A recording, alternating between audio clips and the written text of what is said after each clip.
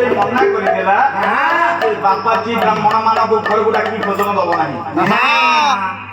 କିଛି ଦିନ ଚାଲି ଯାଇଛି ଭଗବାନଙ୍କର ମାୟା। 3 ଜଣ ବାବାଜୀ ଗାଁ ମୁଣ୍ଡରୁ ପଚାରି ଆନନ୍ଦ ଘର କୋଉଠି ବୋଲି। ଯୋଉ ବ୍ୟକ୍ତି ଆନନ୍ଦ ପ୍ରତ୍ୟେକ ଦିନ ବାବାଜୀ ବ୍ରାହ୍ମଣ ମାନଙ୍କୁ ଭୋଜନ ଦିଏ ସେଇ ଆନନ୍ଦ ଘରକୁ ଆମେ ଟିକେ ଯିବାକୁ ଚାହୁଁଛୁ। ଗାଁ ମୁଣ୍ଡରୁ ପଚାରି ଆସି ପହଞ୍ଚି ଯାଇଛନ୍ତି ଆନନ୍ଦଙ୍କ ଘର ପାଖରେ 3 ଜଣ ବାବାଜୀ। ଏ 3 ଜଣ ବାବାଜୀ ଯେତେବେଳେ ପହଞ୍ଚି ଯାଇଛନ୍ତି ଡାକି ଯାଇଛନ୍ତି ଆନନ୍ଦ ଆନନ୍ଦ ଘରେ ଅଛ? ଘରେ ଉଠାଅ ଆନନ୍ଦ, ବଡ ଭାଇ ଆନନ୍ଦ। ଶୁଣିଦେଲେ ଯେତେବେଳେ କର୍ଣ୍ଣରେ କେହି ଜଣେ ମତେ ଡାକୁଛନ୍ତି ବୋଲି ଆସିଲେ ଦାଣ୍ଡ ଘର କବାଟଟି ଖୋଲିଦେଲେ। 3 ଜଣ ସନ୍ନ୍ୟାସୀ 3 ଜଣ ବାବାଜୀ ବସିଛନ୍ତି, ଠିଆ ହୋଇଛନ୍ତି ଦାଣ୍ଡରେ ଠିଆ ହୋଇଛନ୍ତି।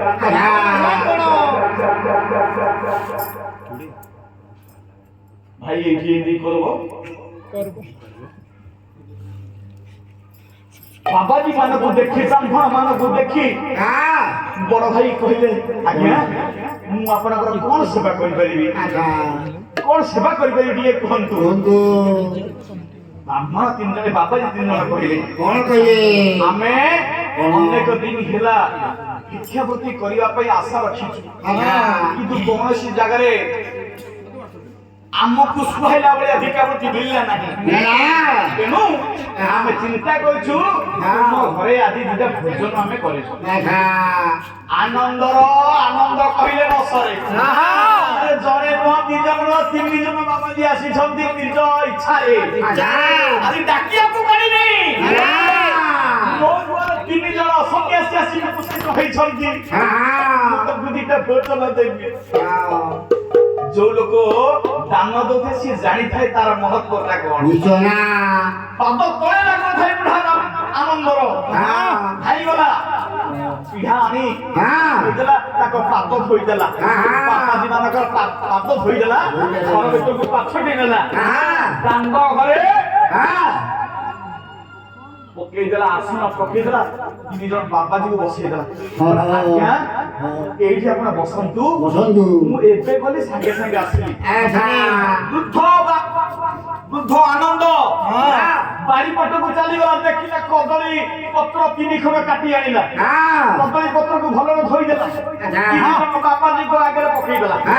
କହିଲେ ମୁଁ ସାଙ୍ଗେ ସାଙ୍ଗେ ରୋଷେଇ ଶାଳାକୁ ଗଲି, ଯାହା ଥିବ ଆପଣଙ୍କ ପାଖରେ ଆଣି ସମର୍ପଣ କରିଦେବି। ରୋଷେଇ ଶାଳାକୁ ଯାଇଛି ବଡ ଭାଇ ଆନନ୍ଦ। ଏତିକି ବଡ ସମୟରେ ଦ୍ୱିପହର ସମୟରେ ସାନ ଭାଇ ଯାଇଥିଲା ପୂର୍ଣ୍ଣ କରିବା ପାଇଁ। ପେଟରେ ପ୍ରବଳ ଭୋକ। ଆସି ପହଞ୍ଚିଲେ ଦେଖିଲେ ଜଣେ ନୁହଁ 2 ଜଣ ନୁହଁ ମାଲ 3 ଜଣ ବାବାଜୀ। ଦାଣ୍ଡ ଘରେ 3 ଜଣ ବାବାଜୀ ବସନ୍ତି। କଣ କଲେ? ମୋ ବଡ ଭାଇକୁ ମୁଁ ମନା କରିଥିଲି ସେ ବାବାଜୀ ବ୍ରାହ୍ମଣ ମାନଙ୍କୁ ଘରକୁ ଡାକିବେନି ବୋଲି। ଇଏ ଜଣେ ନୁହଁ 3 ଜଣ ଆସି ବସିଛନ୍ତି। ପତ୍ର ପଡିଛି କଣ କରିବି? ବାବାଜୀ ମାନେ କିଛି କହିଲେନି। ଡାକିଲେ ସ୍ତ୍ରୀ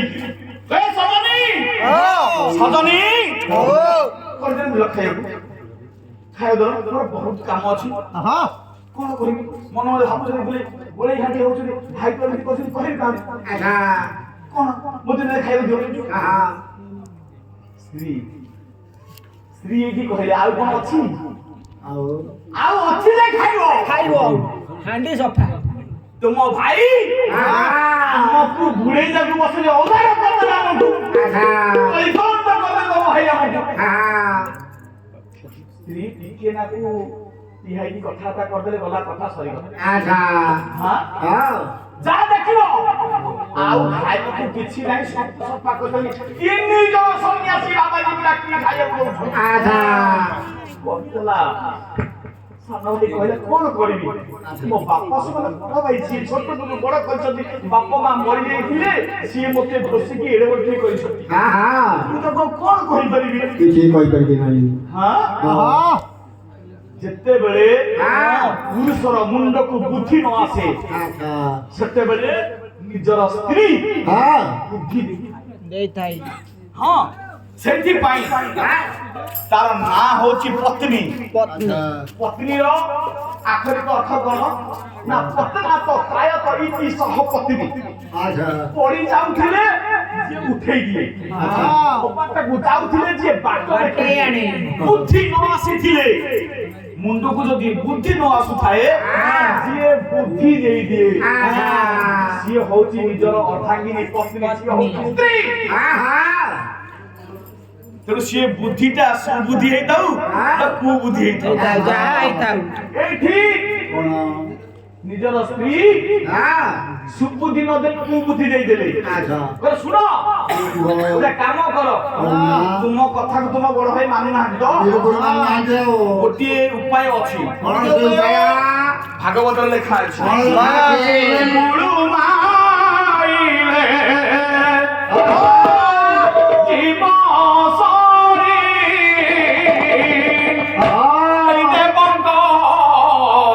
সঙ্গে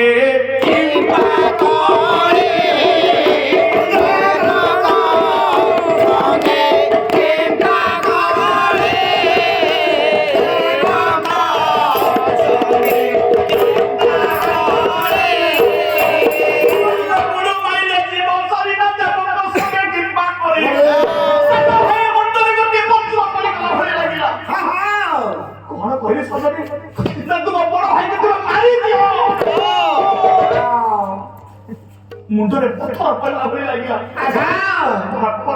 ବଡ ଭାଇ ଛୋଟ ବଡ କିଏ କରିଛନ୍ତି, ମୁଁ ତାକୁ ମାରିଦେବି ବିଲକୁଲ ଏଇ କଥା ଭାବିଲା ପୂର୍ବରୁ, କିଛି ଚିନ୍ତା କଲା ପୂର୍ବରୁ ଘରର କଣରେ ଗୋଟିଏ ବଡ ଠେଙ୍ଗାଟା ଥୁଆ ହେଇଥିଲା। ସେ ଠେଙ୍ଗାଟାକୁ ସ୍ତ୍ରୀ ଦେଇ ଆସିଲା, ସାନ ଭାଇ ହାତରେ ଧରେଇଦେଲା, ସ୍ୱାମୀ ହାତରେ ଧରେଇଦେଲା। ଠେଙ୍ଗାରେ ଆଜି ଗୋଟିଏ ପ୍ରହାର ତୁମ ବଡ ଭାଇକୁ ମାରିଦିଅ, ଆଉ ତମ ବଡ ଭାଇ ଥିବେ ନା ବାବାଜୀ ବ୍ରାହ୍ମଣ ମାନେ ଆସିବେ। ବିଚାର କଲା ସାନ ଭାଇ ଠେଙ୍ଗାଟାକୁ ଧରି କହିଛି ଯେତେ ପ୍ରକାର ବୁଦ୍ଧି ସୁଦ୍ଧା ବଡ ଭାଇ ମାନିଲେନି। ନିଷ୍ପତ୍ତି ନେଲା ନିଶ୍ଚିତ ଘରେ ଠେଙ୍ଗାରେ ମୋ ବଡ ଭାଇକୁ ମାରିଦେବି, ମାରିଦେବି ବଡ ଭାଇକୁ ଏଇ ଠେଙ୍ଗାରେ ପ୍ରହାର କରି ଧରିଦେଲେ। ଗଲେ ବି ଦାଣ୍ଡ ଘରେ ବସିଥିବା ବାବାଜୀ ମାନେ ଯୋଉଠି ବସିଛନ୍ତି ସେଇ ଜାଗାରୁ ପଳେଇଲେ, ଦେଖିଲେ ବାବାଜୀ ତିନି ଜଣ ବସିଛନ୍ତି, କଦଳୀ ପତ୍ର ପଡିଛି, ବଡ ଭାଇ ନଈକି ଅନ୍ନ ବାଢୁଛନ୍ତି। ଏଇଟା ହଉଛି ସୁବର୍ଣ୍ଣ ସୁଯୋଗ, ପଛ ପଟରୁ ଗୋଟିଏ ପାହାର ଦେବି, ଏକାଥରେ ମୋ ବଡ ଭାଇ ଠେଙ୍ଗା ଟିକେ ଧରିଲେ ନଈକି ତ ବୁଢା ଲୋକ ବାଢୁଛନ୍ତି। ଆନନ୍ଦ ଶିରେ ପ୍ରହାର ଉତ୍ତଳ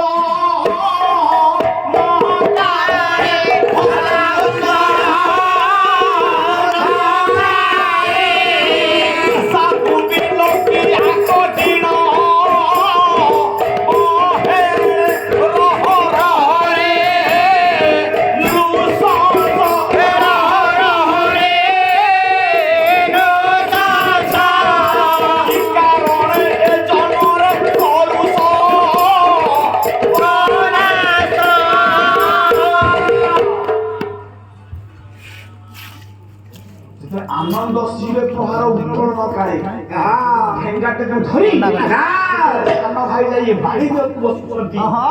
ତିନି ଜଣ ବାବାଜୀ ବସିଥିଲେ ନା, ତିନି ଜଣ ବାବାଜୀଙ୍କର ନଜର ପଡିଗଲା ଯିଏ ଆମକୁ ଭୋଜନ ଦେବା ପାଇଁ ଆସିଛି, ଯିଏ ଆମକୁ ଅନ୍ନ ବାଢୁଛି, ପଛପଟୁ ଗୋଟେ ଠେଙ୍ଗା ଧରି କାଚି ବାଡେଇବା ପାଇଁ ତିନି ଜଣ ବାବାଜୀଙ୍କର ନଜର ପଡିଗଲା। ତିନିଟା ହାତ ଉଠିଗଲା, ବାବାଜୀ ତିନି ଜଣଙ୍କର ତିନିଟା ହାତ ଉଠିଗଲା, ଧରିନେଲେ ଠେଙ୍ଗା ନିଶା ହାତକୁ ଧରିଦେଲେ। ପରେ ଶୋଷ ଯିଏ ଆମକୁ ଭୋଜନ ଦଉଛି ତାକୁ ମାରିବାକୁ ଆସିଗଲା ପଛପଟୁ। କିଏ ତୁମେ, କିଏ ତୁମେ, କଣ ପାଇଁ ମାରିବାକୁ ଆସିଛ? କିଏ ରେ ତୁ? ये तो लगी जाई छी। बोले बाबाजी बोला भलरे कहूची हाथ छाड़ो मो बाबाजी हाथ छाड़ो मो बाबाजी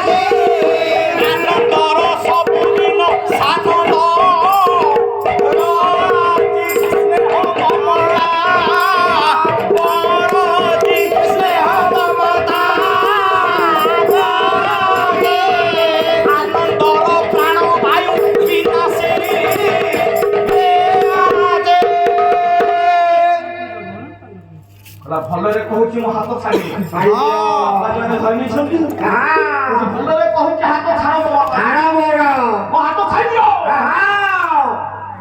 ବଡ଼ ଭାଇର ସବୁଦିନ ଥିଲା ଆଜି ଗୋଟିଏ ଦିନ ମୋର ଦରକାର ନାହିଁ ସେ ସମ୍ପର୍କ ବାଡ଼େଇକି ମୋ ବଡ଼ ଭାଇକୁ ମାରିବି ବାବା ଦିନଟା ହାତ ଛାଡ଼ୁଛନ୍ତି ଚେଷ୍ଟା କରୁଛି ଭିଡ଼ି ଭଳି ହଉଛି ବାବାଜୀ ବସି ପାରୁନାହିଁ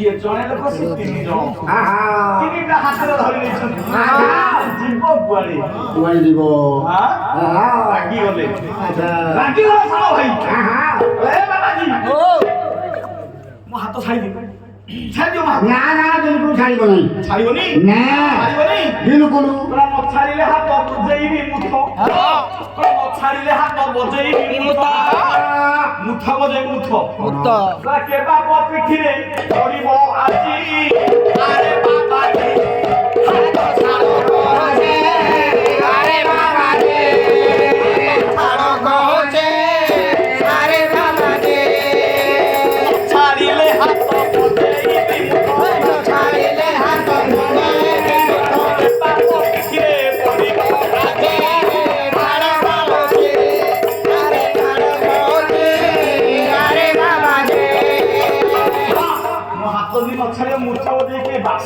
ପିଠିରେ ପଡ଼େ ବେଶୀ आधा ক্ষমা করবে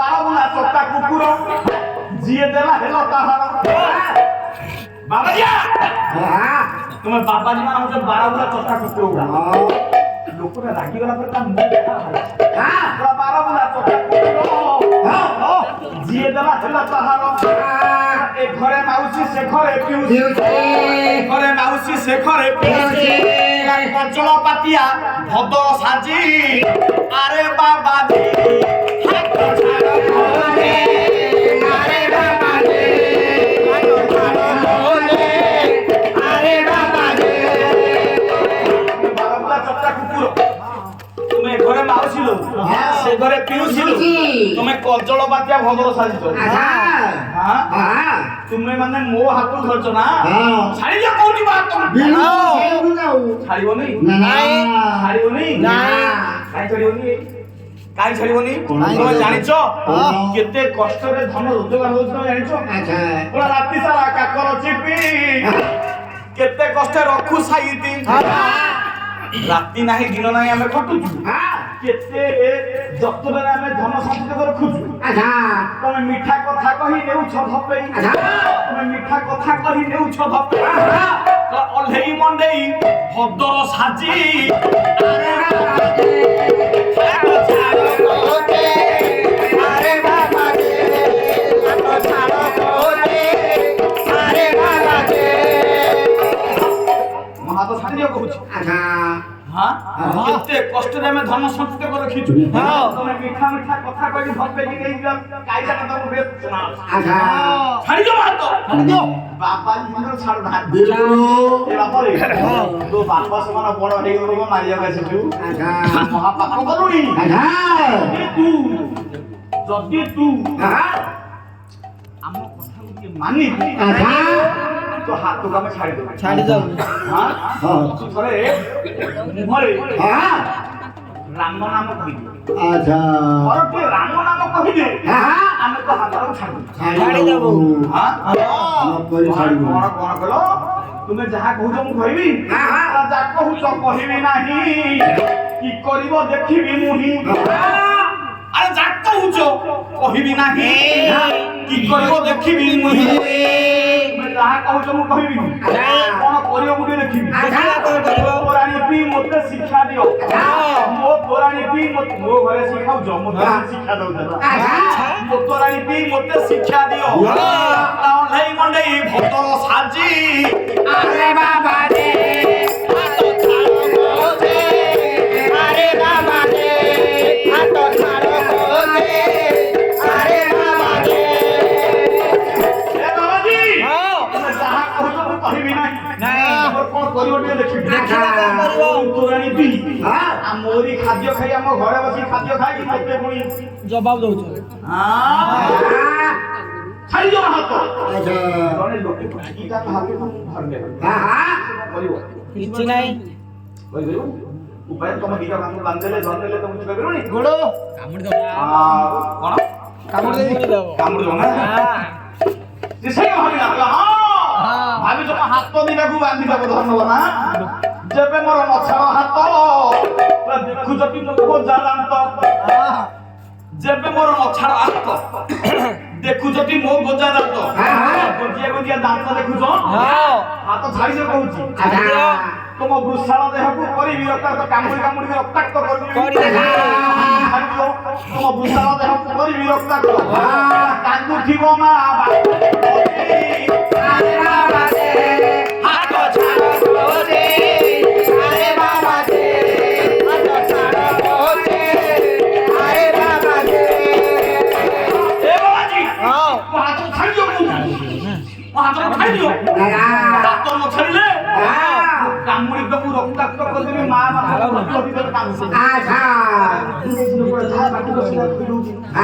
କିନ୍ତୁ ବାବାଜୀ ଦୁଇ ଜଣ ତାକୁ ବୁଝୁଛି ତାପରେ କଣ ହେଲା ତିନି ସନ୍ନ୍ୟାସୀ ସାଦରେ ଭାସି କହ ତୁ ରାମ ନାମ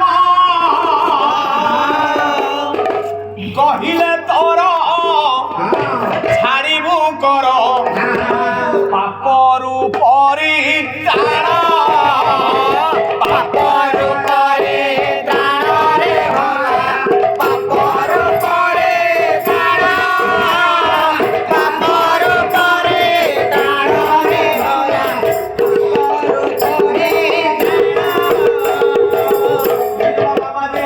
ପରିତ୍ରାଣ କହିଲେ କଣ ଦିହିପରୁ ଧରି ଧରି ସନ୍ଧ୍ୟା ସମୟ ଆସି ପହଞ୍ଚିଗଲା ଆଚ୍ଛା ଛାଡୁନାହାନ୍ତି ନା ତାପରେ ତୁ ଯଦି ଥରେ ରାମ ନାମ କହିଦଉ ଆଚ୍ଛା ତେବେ ଆମେ ତ ହାତଟାକୁ ଛାଡ଼ିଦବୁ ଛାଡ଼ିଦେବୁ ବିରକ୍ତ ହେଇଗଲାଣି ସେତେବେଳକୁ ବିରକ୍ତ ଘରେ ରାମନି ଛାଡ଼େ ଚା କହିଲି ରାମ ଏବେ ବାବାଜୀ ପର ପରଜି ସାନ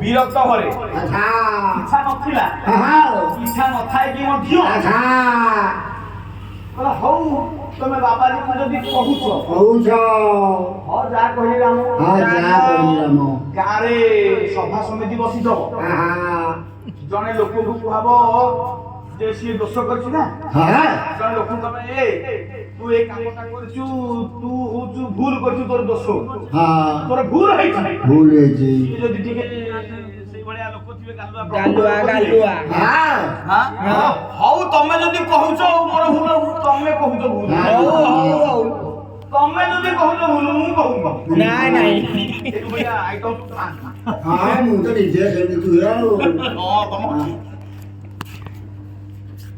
ତମେ ଯଦି କହୁଛ ତାହେଲେ ମୋର ଇଏ ହଉଛି ତମେ ଯଦି କହୁଛ ଭଲ ହେଲ ରାମ କହିକି ମୁଁ ହାତ ଛାଡି ପଦେ ରାମ ଆଉ ଯେତେବେଳେ ରାମ ନାମଟି ତୁଣ୍ଡରେ ଧରି ନେଇଛି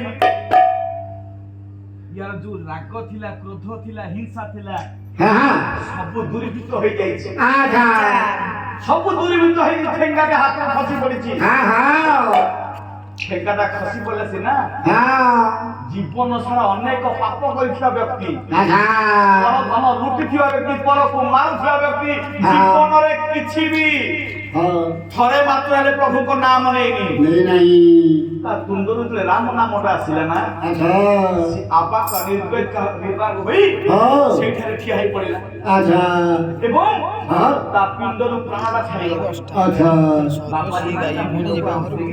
ଅନ୍ତର୍ଧ୍ୟାନ ହେଇଗଲେ ଏଣେ ବଡ ଭାଇ ଯୋଉ ପ୍ରହାର କରି ଆସିଛି ବଡ ଭାଇ ଦେଖିଲେ ମୋ ପୁଅ ସମାନ ମୋ ଭାଇ ମୋତେ ବାଡ଼େଇବାକୁ ଆସିଛନ୍ତି ସିଏ ଏଇ କଥା ଚିନ୍ତା କରି ତାଙ୍କର ମଧ୍ୟ ପିଣ୍ଡରୁ ପ୍ରାଣଟା ଛାଡ଼ିଯାଇଛି ଦୁଇ ଭାଇ ସେଇଠି ମରିଗଲେ କଥାଟା ପଡିଗଲା ଜମପୁରରେ କାଳର ସ୍ରୋତରେ ଆନନ୍ଦ ସାନନ୍ଦ ବିଧିମତିରେ ସମନପୁରେ ତପସ୍ୱୀରେ ଯାହାକ କର୍ମ ଫଳେ। ଦୁଇ ଜଣ ଯାକ କର୍ମ କରିଥିଲେ, ଯାହାର ଯୋଉ କର୍ମ ସେଇ ଭଳିଆ ଦଣ୍ଡ ଦିଆଗଲା। ଚିତ୍ରଗୁପ୍ତ ପାଞ୍ଜି ଦେଖିଦେଲେ, ପାଞ୍ଜି ଖୋଲି ଚିତ୍ରଗୁପ୍ତ ଖୋଲି ତୁରନ୍ତ ପଡ଼ିଲା ନେତ୍ର। କାଶୀ ନଗରର ସାନନ୍ଦ କୃତ୍ୟ ପଡ଼ିଲା ନେତ୍ର। ମୁଁ ଗୀତ ଦଉନି ବେଶୀ, ବନ୍ଦ କରିଦେବା 10 ମିନିଟ୍। ପୃଷ୍ଠା ଖୋଲି ଖୋଲି ଦେଖିଦେଲେ ଇଏ ବଡ ଭାଇ ଭଲ କାମ କରିଛି। ଆପଣ ମାନେ ଜାଣିଥିବେ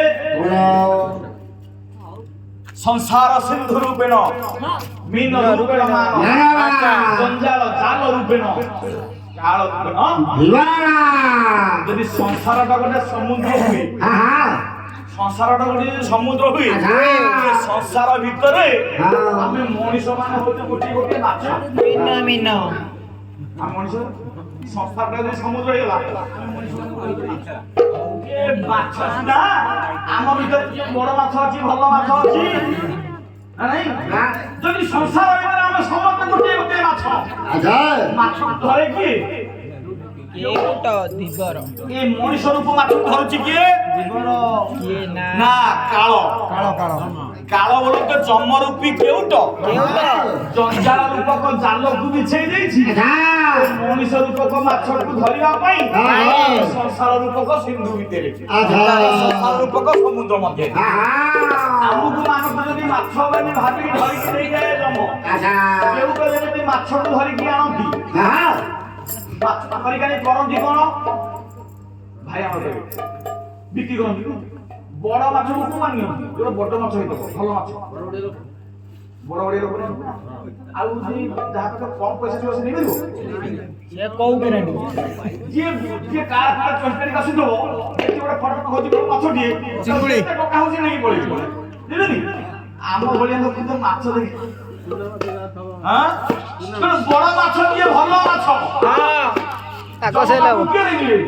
ଭଲ ଗରାକି, ବଡ ଗରାକି, ବଡ ଗରାକି କିଏ? ଯାହା ଅଧିକା ଟଙ୍କା ଥିବ, ଅଧିକା ଟଙ୍କା କାହା ପାଖେ ଅଛି? ଆରେ ଯାହା ସ୍ତ୍ରୀ ହଉଛନ୍ତି ଲକ୍ଷ୍ମୀ, ତାଙ୍କ ପାଖେ ଟଙ୍କାର ଅଭାବ ଅଛି? ଯାହା ସ୍ତ୍ରୀ ହଉଛନ୍ତି ଲକ୍ଷ୍ମୀ, ତାଙ୍କ ପାଖେ ଟଙ୍କାର ଅଭାବ ଅଛି? ସିଏ ତ ଭଲ ଭଲ ମାଛ ସେ ନେଇଯିବେ। ଆଉ ରହିଯିବ ଚୁନା ମାଛ। ଚୁନା ମାଛ ରହିଯିବ। ଚୁନା ମାଛକୁ କେହି ବଡ ଗରାକି ନେବେନି। ଦେଶରୁ ବିକ୍ରି ନହେଲେ ପଚିଯିବ, ଘରକୁ ଆଣିକି ଭାଜିବେ। କଟ କଟ ତେଲ କଟେଇ ଫୁଟୁଥିବ ଦେବେ ବୁଲେଇ, ତତଲା ତେଲ କଡେଇ ଦେଲେ ପକେଇକି ମାଛଟା ଭଜା ହୁଏ। ଭଜା ହୁଏନି? ମା ମାନେ ଜାଣିଥିବେ ମାଛ ଭାଜି ଦେବେ, ତେଲ କଡେଇରେ ମାଛ ଭାଜୁଥିବ, ଇଏ ପୁଣି ପିଠା ଖଡ଼ିକା ମାରୁଥିବ ନାଇଁ, ସେ ବୋଝ ଉପରେ ଲଳିତା ବିଡ଼ା। ଏ ମଣିଷ ରୂପୀ ମାଛ ମାନେ ଯୋଉମାନେ ସବୁ କମ ଦାମିକା ମାଛ, ଇଏ କଟ କଟ ତେଲ କଡେଇ ଉଠୁଥିବ ଦେବେ ବୁଲେଇ, ଗଣ୍ଡେଇ କଟେଇ ହେଉଥିବ ପଡି, ତତଲା ତେଲ କଡେଇରେ ପଡିକି ଟୋଟାଲି ଗୋଟେଇ ଗୋଟେଇ ହଉଛି, ଗୋପାଳ ମାନ ହଉଥିବ। ମା ମାନେ ଯେମିତି ପିଠା ଖଡ଼ିକାରେ ଯଦି ଭଲରେ ମାଛ ଭାଜିଲା ଟିକେ ଆପି ମାରି ଦିଅନ୍ତି, ଗୋଟେଇ ଗୋଟେଇ ଗୋପାଳ ମାନ ହଉଥିବୁ। ଏବେ ଚଡ ଚଡ ବାଜୁ ଥିବ ବାହାର ବୁଢ ମନରେ,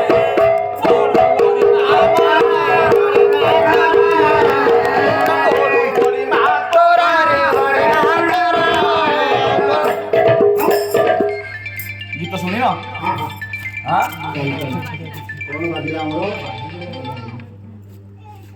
ଗଣ୍ଡେଇ ଗଣ୍ଡେଇ ହେଉଥିବ ପରି ଚଟ ଚଟ ବାଜୁଥିବ ବାହାର ସେତିକି ଛାଡିଯିବ। ତେଣୁ ଯିଏ ଭଲ ମାଛ ଭଲ ଭାଇ ଭଲ ଲୋକଟିଏ ତାକୁ ବିଷ୍ଣୁ ନେଇଯିବ। ଯିଏ ସାନ ଭାଇଟି ରହିଗଲା, ସାନ ଭାଇଟି ରହିଯାଇକି କଣ ହେଲା?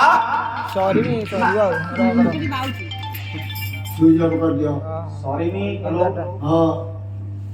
ডিস্টার্ব করছুনি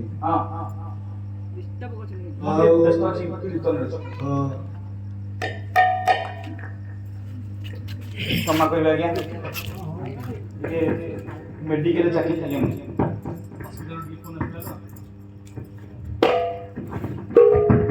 ମୋ ଜିମ୍ସାର ଆଇସିୟୁ ଷ୍ଟାଫ୍ ଅଛି ତେଣୁ ଯେହେତୁ ଆଇସିୟୁରେ ଅଛି ତେବେ ଟିକେ ଆସିଛି ତେଣୁ ଚଣ୍ଡ ବାହାର ବାଜିବ ତୋର ମନେ ପଡିଯିବ ତୁ କଣ କରୁଛୁ କୀର୍ତ୍ତନ ହଉଥିବା ସ୍ଥାନରେ ତୁ କଣ କରୁଛୁ ସେ କଥା ଭାଇ ଭଲ ମାଛ ବୋଲି ତାକୁ ନେଇଗଲେ ବୈକୁଣ୍ଠ ଅଧିପତି ବିଷ୍ଣୁ ନେଇଗଲେ ଆଉ ସାନ ଭାଇ ରହିଗଲେ ସାନ ଭାଇର ଖୋଜା ଚାଲିଲା କଣ କାମ କରୁଛି ଇଏ ଜୀବନ ସାରା ଭିତରେ ଭାଇ ତମ ନଖଟା କଣ ପଡିଲା କଣ ଜୀବନ ଦେଖିଲ ଭାଗିଗଲା ତେଣୁ ସାନ ଭାଇ ବସିକି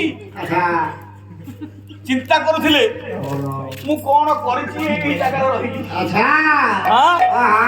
ତେଣୁ ଯମ ଚିତ୍ରଙ୍କୁ ପରାମର୍ଶ ଦେଖ ଇଏ ବ୍ୟକ୍ତିର କେତେ ପାପ କରିଛି କେତେ ପୁଣ୍ୟ କରିଛି ପାଟି ଖୋଲି ଚିତ୍ରଗୁପ୍ତ ପୃଷ୍ଠାରୁ ପୃଷ୍ଠା ସେ ଖୋଲି ପଡ଼ିଲା ନେତ୍ରରେ ପଡ଼ିଲା ନେତ୍ର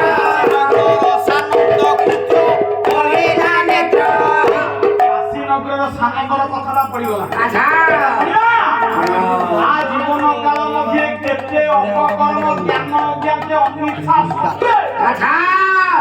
ମାତ୍ର ରାମ ନାମ ଜୀବନ କାଳ ମଧ୍ୟରେ ବହୁତ ପାପ କରିଥିବା ବ୍ୟକ୍ତିଟିଏ ଶେଷ ସମୟରେ ନିଜର ବାପ ସମାନ ବଡ ଭାଇକୁ ମାରିବାକୁ ଆସିଥିଲା ବାବାଜୀ ମାନେ ବାଧ୍ୟ କରିବାରୁ ଥରେ ମାତ୍ର ରାମ ନାମ କହିଛି ପ୍ରଭୁ କେତେ ପାପ କରିଥିବା ବ୍ୟକ୍ତି ଥରେ ମାତ୍ର ରାମ ନାମ କହିଛି କେତେ ପୁଣ୍ୟ କେତେ ପାପ ତାକୁ କହିଦେଲେ ସେଇ ଅନୁସାରେ ତାକୁ ପାଳନ କରିବା ଦଣ୍ଡ ଦବା ଚିତ୍ରଗୁପ୍ତଙ୍କ କଥା ଶୁଣିକି ଜମଙ୍କର ବୁଦ୍ଧି ବଣା ହେଇଗଲା ଚିତ୍ରଗୁପ୍ତ କଥା ଶୁଣି ଜମ ବୁଦ୍ଧି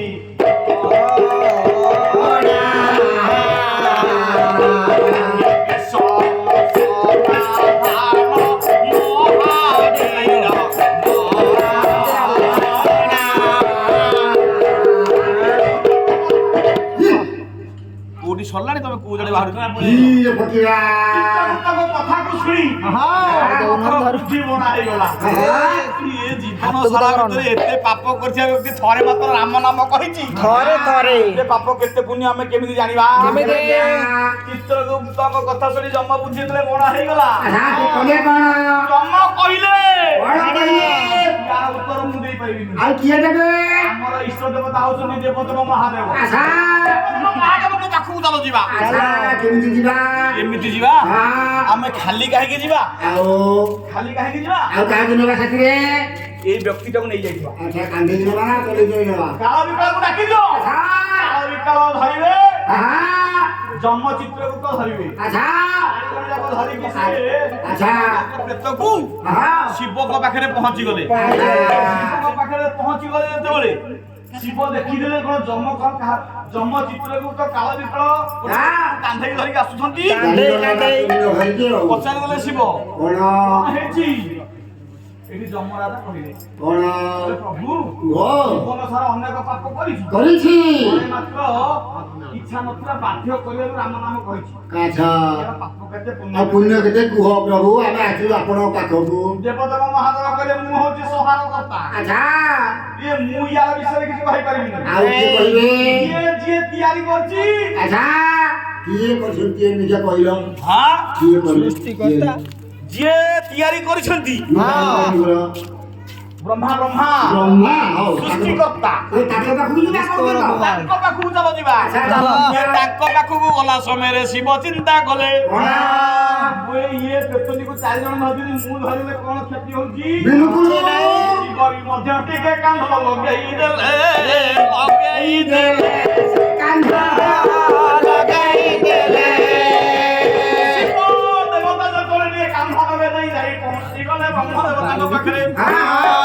ମାଙ୍କ ପାଖରେ ଯେତେବେଳେ ପହଞ୍ଚି ଗଲେ କହିଲେ ମୁଁ ୟାର ଉତ୍ତର କିଛି ଜାଣି ନାହିଁ ମୁଁ କେମିତି ଜାଣିବି ମୁଁ ତ ତିଆରି କଲା ଲୋକଟା ଯିଏ ପାଳନ କରୁଛି ସିଏ ଜାଣିଛି ନା କିଏ ନା ସେଇ ବିଷ୍ଣୁ ଆରେ କରି କରାଉ ଥାଏ ସେହି କରି କରାଉ ଥାଏ ସେହି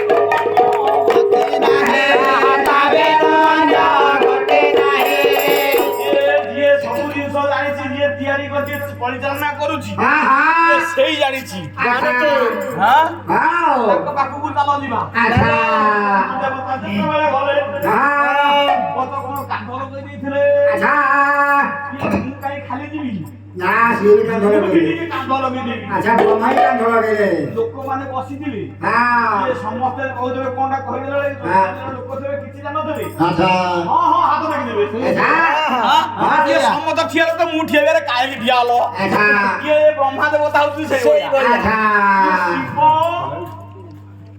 ଯମ ଦେବତା କାନ୍ଧ ଲଗେଇଛନ୍ତି ତ ଏ ମୁଁ କାହିଁକି ବୁଢା ଲୋକଟା ଖାଲି ରହିବି ବିଲକୁଲ କାଳେ କଣ ମିଳିଯିବ ହଁ ହଁ ନିଶ୍ଚୟ ଟାଇମ୍ ନା ବ୍ରାହ୍ମଣ ଲୋକ ତ ହଁ? କାନ୍ଧ ଲଗେଇ ଯାଏ କାନ୍ଧ ଲଗେଇ ଯାଇ ବିଷ୍ଣୁଙ୍କ ପାଖରେ ପହଞ୍ଚି ଗଲେ ବିଷ୍ଣୁଙ୍କ ପାଖରେ ଯେତେବେଳେ ପହଞ୍ଚି ଗଲେ ଆଚ୍ଛା ବିଷ୍ଣୁ କହିଲେ କଣ ଇଏ ସବୁ ଦେବତା ମାନେ ମାରି ଏଲେଣି କଣ ଜଣକୁ କାନ୍ଦେଇଛନ୍ତି ହଁ କଣ ଘଟଣା ଇଏ କଣ ଆଚ୍ଛା ହଁ ପ୍ରଭୁ ପ୍ରଭୁ କିଛି କହିଲା ପରେ ସେଠି ଆଗୁଆ ଗଲା ହେଇଗଲେ କି ନା ବ୍ରହ୍ମା ଦେବତା ଆଚ୍ଛା ଇଏ ଯମ ଦେବତା ସେଠି କିଛି କହୁନାହାନ୍ତି ବିଲକୁଲ ନା ଦେବଦେବ ମହାଦେବ କିଛି କହିଲେ କହୁନାହାନ୍ତି। ଆଗୁଆ ହେଇଗଲେ କି ନା ବ୍ରହ୍ମା ଦେବତା ଆଚ୍ଛା ବୋଲେ ଏ ବ୍ୟକ୍ତି ନା ହଉଛି ସାନନ୍ଦ ହଁ ଘର ହଉଛି କାଶୀରେ ଆଚ୍ଛା ଜୀବନ କାଳ ମଧ୍ୟରେ ବହୁତ ପାପ କରିଛି ସରିଛି ହେଲେ ହଁ ନିଜର ଶେଷ ସମୟରେ ନିଜର ବଡ ଭାଇକୁ ମାରିବାକୁ ଯାଇଥିଲା ଯାଇଥିଲା ବାପାଜୀ ମାନେ ବାଧ୍ୟ କରିବାରୁ ହଁ ଘରେ ମାତ୍ର ରାମ ନାମ କହିଛି କହିଛି ଇଏର ପାପ କେତେ ପୁଣ୍ୟ କେତେ କହିଦେଲେ କହିଦିଅ ପ୍ରଭୁ ବିଷ୍ଣୁ ବିଚାର କଲେ ହଁ କାନ୍ଧ ଦର୍ଜନାన్ని କହିଦେବି ଶୀଘ୍ର ଶୀଘ୍ର ରାମ ନାମର ମାହାତ୍ମ୍ୟ ବିଷୟରେ ମୁଁ ଏଠି କହିଦିଏ ନା ଆଚ୍ଛା ସେମାନେ ବୁଝିପାରିବେନି ହଁ ହଁ ହଁ ଜଣେ ଭକ୍ତଙ୍କ ମୁହଁରୁ ମୁଁ ଏ ନାମର ମାହାତ୍ମ୍ୟ ବିଷୟରେ ଶୁଣେଇବି ଆଚ୍ଛା ବୋଲେ ମୁଁ ଜାଣିନି ଜଣେ କେବଳ ଜାଣିଛନ୍ତି କିଏ ଆଉ ସେ କିଏ କିଏ କିଏ ଦେଉଛି ଏକ ପ୍ରସ୍ତାବ ବୋଲେ ଶୁଣ ଦେବଗଣ ଜଣେ ବ୍ୟକ୍ତି ଆସିଲେ ସମାଧାନ ଗୋଟେ ପ୍ରସ୍ତାବ ଦଉଛି ଆଚ୍ଛା ଜଣେ ବ୍ୟକ୍ତି ଆସିଲେ ସେ ସମାଧାନ କରିବେ କର ସେ କିଏ କିଏ? ସେ ହଉଛନ୍ତି ଦେବ ଋଷି ନାରଦ ଆଚ୍ଛା ସେ ନାରଦ ଆସିଲେ ସେ ରାମ ନାମର ମାହାତ୍ମ୍ୟ ବିଷୟରେ କହିପାରିବେ ଆଚ୍ଛା କିଏ ସମସ୍ତେ ଚିନ୍ତା କଲେ ଦେବର୍ଷି ନାରଦଙ୍କୁ ଦେବର୍ଷି ନାରଦ ଆସି ପହଞ୍ଚି ଗଲେ ନାରାୟଣ ନାରାୟଣ ନାରାୟଣ ସାର୍ ଆମର ବଢିଆ ଭାବରେ କହୁଥିଲେ ଏକାଳେ ବାରି ଶୁଭିଲା ବିପଞ୍ଚି ସ୍ୱର୍ଣ୍ଣ ମଧୁର ଚଢି ହରି ରାମ ନାମ ପହଞ୍ଚିଲେ ଯତିବର ରାମ ନାମକୁ ଉଚ୍ଚାରଣ କରି କରି ପହଞ୍ଚି ଗଲେ ଆମେ ସମସ୍ତେ ବସତେ ଟିକେ ରାମ ନାମ ନବାନି ଜୟ ରାମ ଜୟ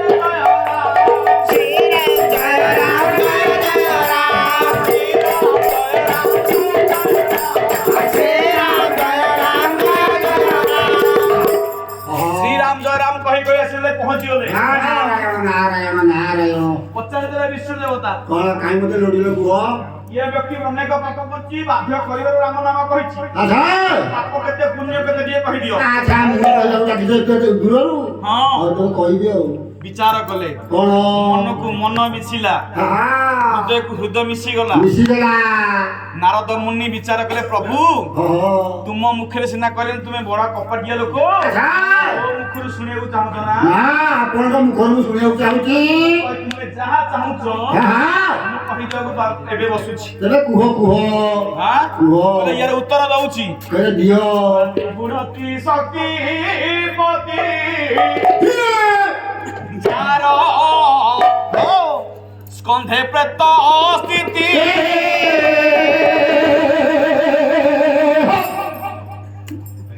ଲଙ୍କା ଶୁଖିଗଲେ କଣ ରାଗ ଅଛି ସେ କାହୁଁ ହୋଇବ ପାପୀ ପବିତ୍ର ମୂର୍ତ୍ତି ପରେ ସରି ରାମ ନାମ ଧନ୍ୟ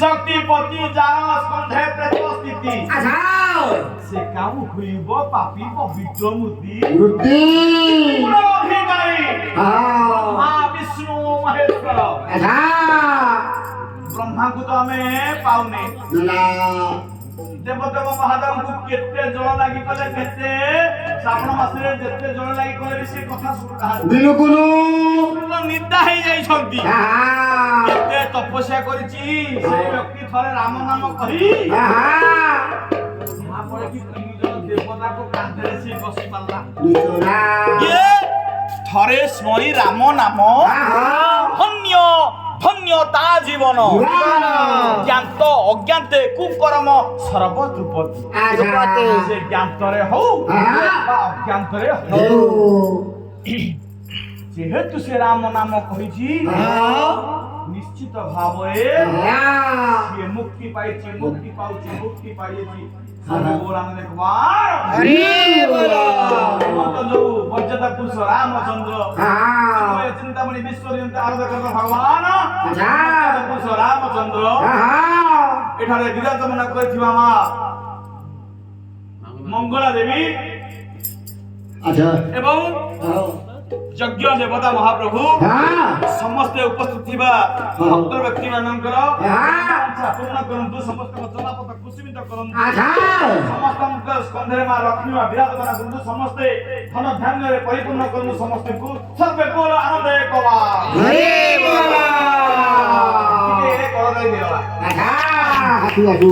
ମା ମାନେ ଟିକେ ହୁଡଳି ଦେଇଛନ୍ତି